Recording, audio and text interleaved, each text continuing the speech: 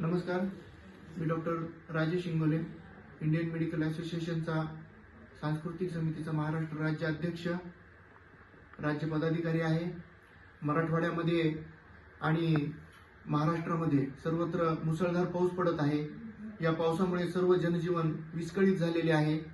खेड्यापाड्यांमध्ये नद्यांमधील पुराचे पाणी गावामध्ये शिरलेले आहे आणि या वातावरणामुळे, संततधार पावसामुळे, या बदलत्या वातावरणामुळे यापुढे भविष्यामध्ये रोगराई होण्याचा धोका उत्पन्न झालेला आहे। या रोगराई सदृश्य परिस्थितीचा मुकाबला करण्यासाठी इंडियन मेडिकल असोसिएशन सज्ज आहे।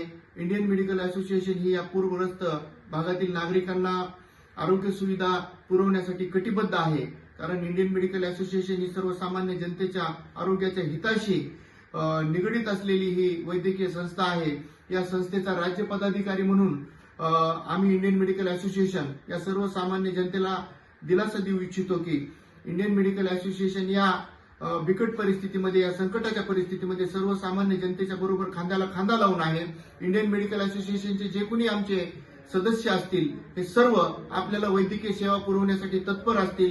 माझं सर्व सामान्य नागरिकांना हे आव्हान आहे की तुम्हाला कोणतीही तुमच्या आरोग्याशी निगडित असलेली परिस्थिती किंवा तुम्हाला तुमच्या आरोग्याशी निगडित असलेली समस्या यावर जर उपाययोजना पाहिजे असेल, मार्गदर्शन पाहिजे असेल तर तुम्ही तुमच्या नजीकच्या इंडियन मेडिकल असोसिएशनच्या स्थानिक अध्यक्ष पदाधिकाऱ्यांशी संपर्क साधावा। तसंच तुम्हाला मी एक जो नंबर देतोय 94 222 40 710 किंवा 94 03 77 5555 हा नंबर मी तुम्हाला देतोय। या नंबरवर तुम्ही तुमचं नाव, तुमचा तालुका, तुमचं गाव आणि तुमचा जिल्हा आणि तुमचा मोबाईल नंबर, तुम्हाला होत असणारा त्रास हे पूर्णपणे व्हॉट्सअपवर डिटेल टाकायचे। तात्काळ आपल्याला 5 मिनिटाच्या आत तुम्हाला यावर कुणाला भेटायचं, कोणत्या डॉक्टरकडे जायचंय तिथं तुम्हाला मोफत तपासणी करून दिली जाईल आणि तुमच्या आरोग्याची काळजी घेतली जाईल। इंडियन मेडिकल असोसिएशनला सध्याच्या परिस्थितीची जाणीव आहे की या झालेल्या पूरग्रस्त परिस्थितीमुळे बळीराजा सुद्धा हताश झालेला आहे। सर्वसामान्य जनता चिंतेमध्ये आहे, लोकांचे रोजगार बुडत आहेत, झालेल्या धान्यांची नासाडी आणि उत्पन्न येण्याची शून्य शक्यता हे पाहून सर्वसामान्य जनता, शेतकरी हा हतबल झालेला आहे, ताणतणावामध्ये आहे।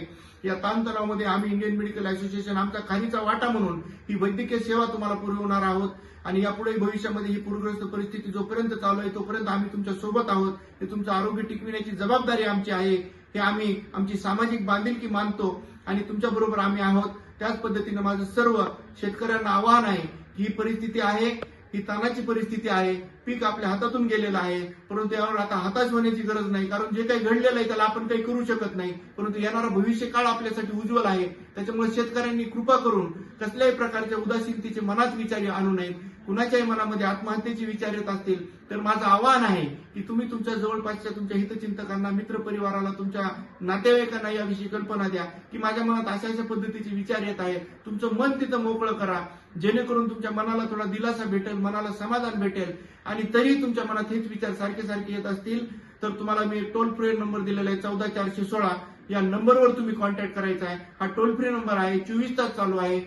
तुम्ही तिथे गेल्यानंतर तुमचं नाव आणि तुमचा नंबर द्यायचा आहे, तिथून तुम्हाला वापस कॉल येईल, तुमचं समुपदेशन केलं जाईल आणि तुम्ही तुमच्या आरोग्याची काळजी घ्या, तुम्ही तुमच्या मानसिक स्वास्थ्याची काळजी घ्या, हे आवाहन मी तुम्हाला करतो। या सुखदुःखाच्या क्षणामध्ये एक माणूस म्हणून इंडियन मेडिकल असोसिएशनचा प्रत्येक पदाधिकारी, प्रत्येक डॉक्टर, प्रत्येक सदस्य तुमच्या बरोबर आहे, हे मी आश्वासन तुम्हाला देतो। ही ग्वाही मी तुम्हाला इंडियन मेडिकल असोसिएशनचा राज्य पदाधिकारी म्हणून देतो आणि तुमच्या आरोग्याची काळजी ही माझी जबाबदारी आहे, ही आमची जबाबदारी आहे असं मानून तुमच्या बरोबर आम्ही कायम सोबत राहू। धन्यवाद।